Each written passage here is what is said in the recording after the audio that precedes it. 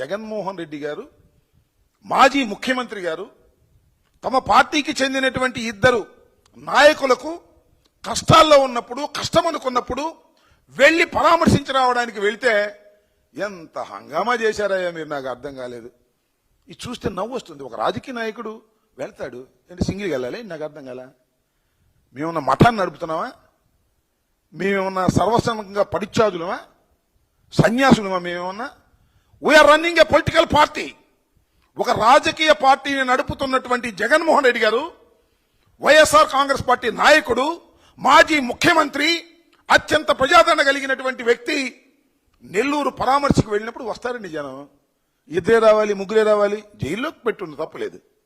Helicopter దగ్గరికి నలుగురే రావాలి, ప్రసన్న కుమార్ రెడ్డి గారి ఇంటికి 100 మంది రావాలి. Who are you to say? Yes, గర్వంగా చెప్తున్నాం. పరామర్శకి వెళ్ళాం. పరామర్శకి వెళ్తారేంటి? పరామర్శకు వెళ్తే బహిరంగ సభలాగా వస్తారేంటి మీరు జనం అంటున్నాను నేను, ఒక ఆయన పెద్ద మనిషి. అవును స్వామి, మేము పరామర్శకు వెళితే అవి బహిరంగ సభలు అయిపోతున్నాయి. జగన్మోహన్ రెడ్డి గారు కారెక్కి రోడ్డు మీదకి వెళితే అవి ర్యాలీలు అయిపోతున్నాయి. అదే అదృష్టం. ఆయనకున్నటువంటి ప్రజాబలం, ఆ ప్రజాబలాన్ని చూసి ఓర్వలేక ఏందండి మీరు చేసేది, నాకు అర్థం కాలేదు.